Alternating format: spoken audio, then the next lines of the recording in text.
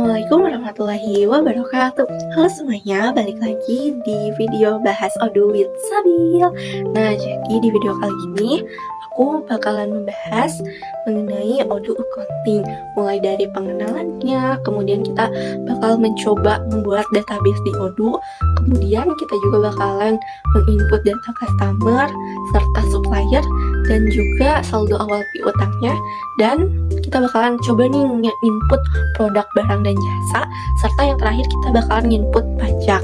Nah, mau tahu caranya gimana? Yuk langsung aja kita praktekin. Belum masuk ke penginputan dan membuat database, aku mau menjelaskan dulu sedikit mengenai Odoo itu sendiri. Nah, jadi Odoo itu merupakan software atau aplikasi yang berbasis ERP, teman-teman, atau Enterprise Research Planning, yang dimana Odoo itu dapat membantu kita mengelola berbagai aktivitas bisnis hanya dalam satu platform. Kenapa? Karena di Odoo itu sendiri sudah tersedia berbagai fitur-fitur yang sudah saling terhubung, sehingga dapat mempermudah pekerjaan kita dalam mengelola administrasi dan keuangan, termasuk di modul Odoo accounting itu sendiri. Nah, sekarang kita langsung aja pertama membuat database Odoo. Nah, kita langsung aja masuk ke web Odoo terlebih dahulu. Nah, sudah masuk.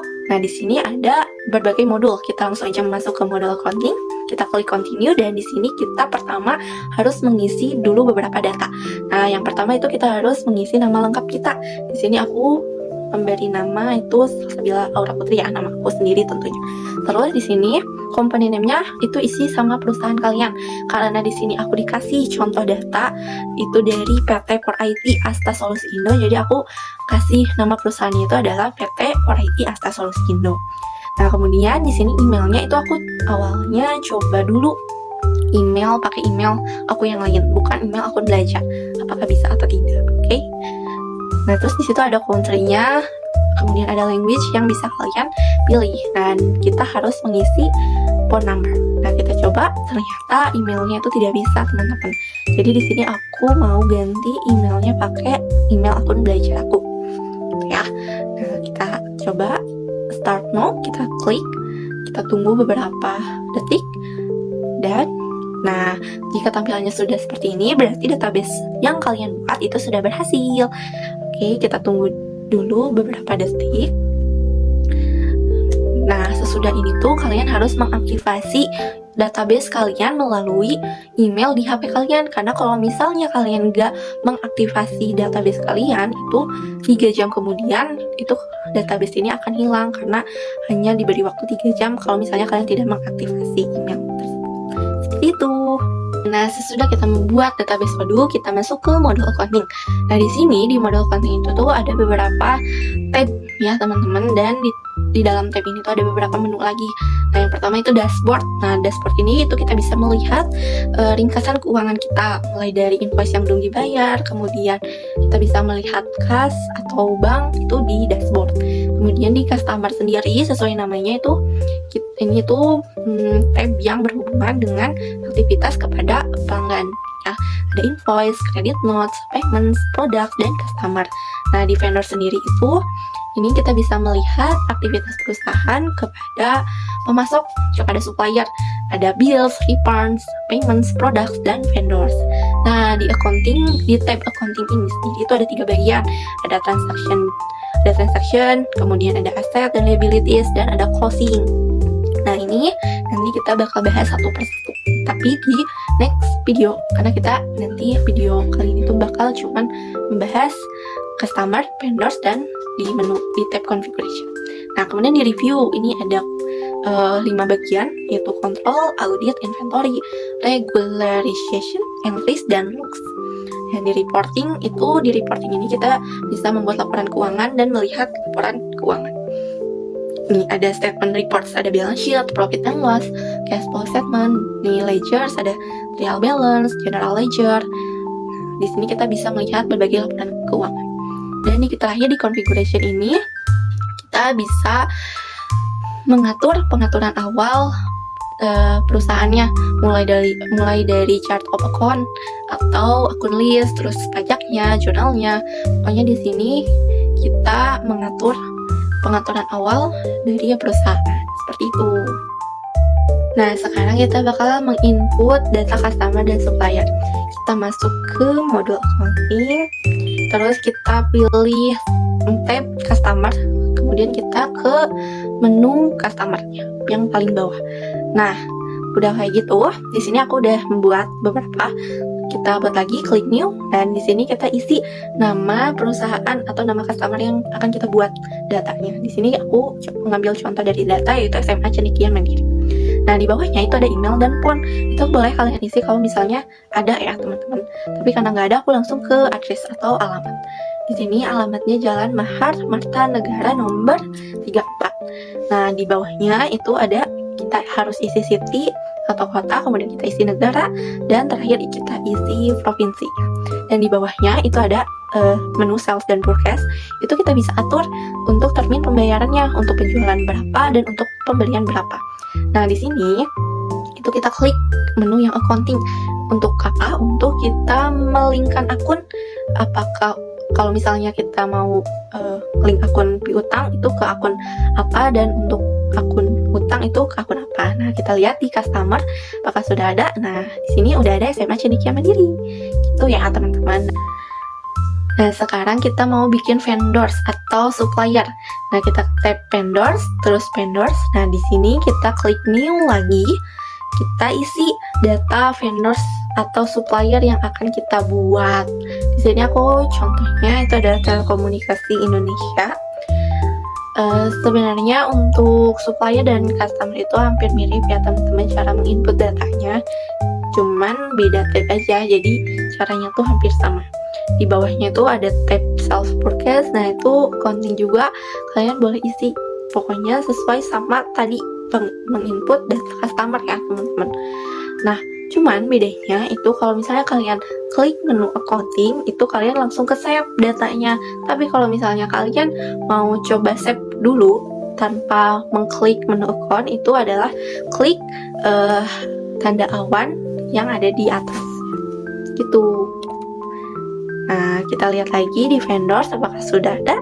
Nah, di sini sudah ada Telekomunikasi Indonesia. Gitu ya, teman-teman. Nah, sekarang kita bakal menginput saldo utang dan piutang dari customer supplier kita. Caranya yaitu kita klik misal saldo piutang dulu ke customer, terus ke invoice. Nah, kita klik new, terus kita klik customer invoice-nya atau nomor faktur, teman-teman. Kita klik dulu. Nah, di sini kita isi nomor fakturnya sesuai data yang dicontoh ya, kalau aku. Nah, di sini kita customer-nya ke SD Harapan Pelita. Dan di sini kita invoice date-nya ubah dulu jadi tanggal 1 Desember 2022. Nah, di sini itu kita atur dulu, teman-teman, di amount-nya, di pinggir amount-nya itu kita atur dulu. Jadi hanya ada label account, price, dan amount. Nah, di labelnya kita isi customer opening balance. Nah, kita isi, terus di ininya kita tambahin lagi nih deferred date-nya. Itu tuh termin pembayarannya ya, teman-teman. Jadi si invoice-nya tuh dari tanggal berapa ke tanggal berapa. Nah, kalau udah nah karena ini customer invoice-nya tidak bisa, jadi kita coba lagi. Apakah masih tidak bisa, jadi kita coba lagi. Kita hapus 2022 dan 12-nya. Kita coba ya. Nah, kita coba confirm. Kita confirm atau klik tanda awan ya, teman-teman. Nah, kalau misalnya sudah seperti ini tampilannya, kita lihat di configuration, kita lihat di chart of account, kita lihat di account receivable. Nah, balance-nya itu sudah tambah, teman-teman. Piutang kita berarti sudah menambah. Dan di customer-nya pun invoice serta due-nya itu juga udah tambah. Nah, selanjutnya kita bakalan nge-input saldo utang. Bedanya sama saldo piutang itu adalah tab-nya. Kalau tadi tab customer, sekarang kita ke tab vendors. Terus kita klik menu bills, dan di sini udah ada beberapa ya. Contohnya kita langsung aja klik new. Nih, kita klik new, dan itu kita isi vendor yang akan kita input saldo utangnya itu. Oke, di sini vendornya itu adalah Telekomunikasi Indonesia. Di sini bill date-nya kita isi jadi 1 Desember 2023 sesuai datanya ya, teman-teman. Nah, terus di sini sama kayak tadi, yang kita checklist itu hanya label, amount, deferred date, dan price serta amount like. Gitu ya. Bukan amount, account teman-teman. Sesudah label itu ada account. Oke. Di sini kita isi labelnya supplier opening balance, kemudian account-nya historical balance.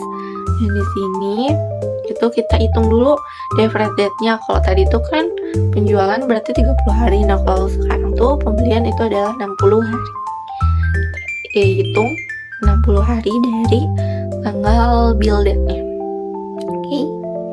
Nah, kita isi di sini. Nah, udah kayak gitu kita isi price-nya.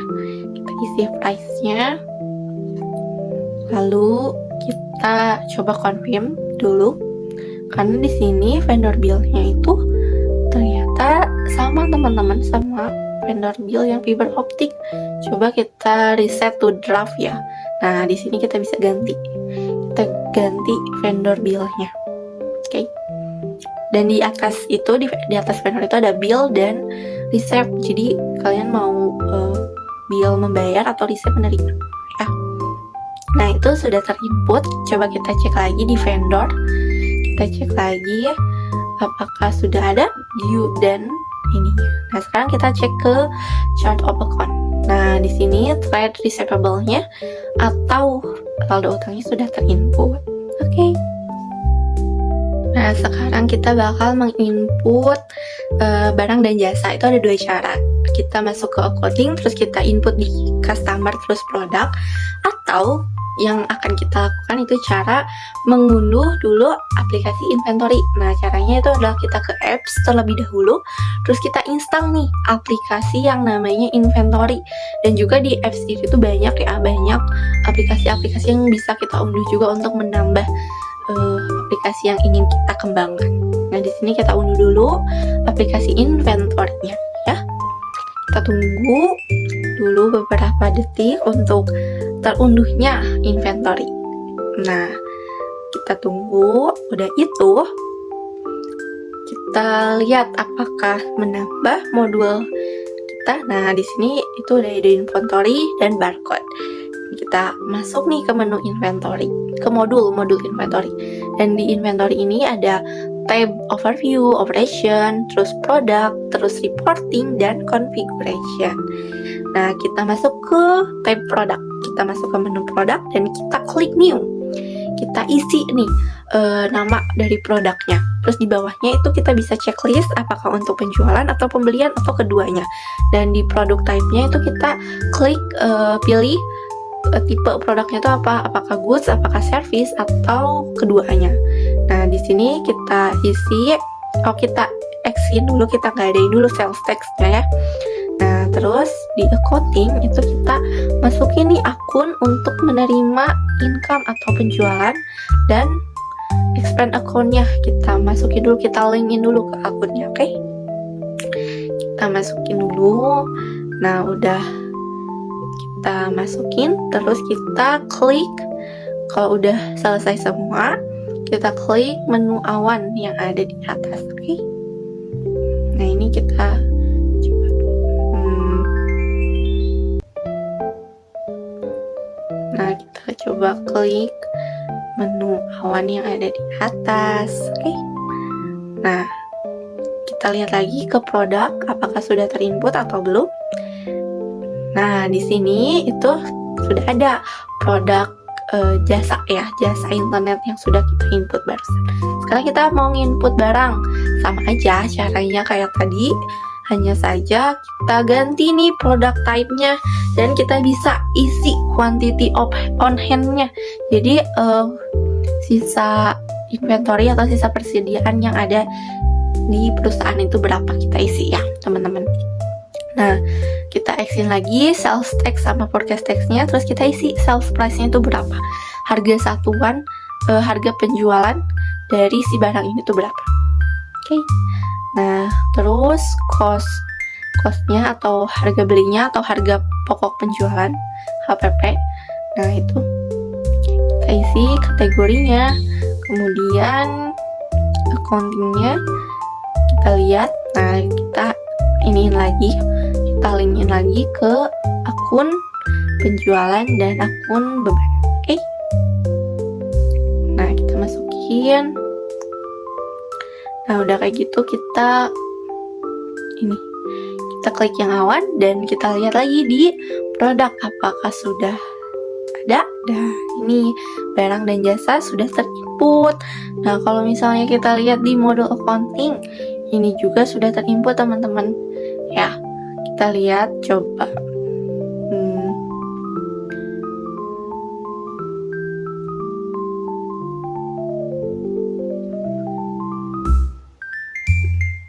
Nah itu referensinya kita isi dulu, jadi saldo awal persediaan. Oke.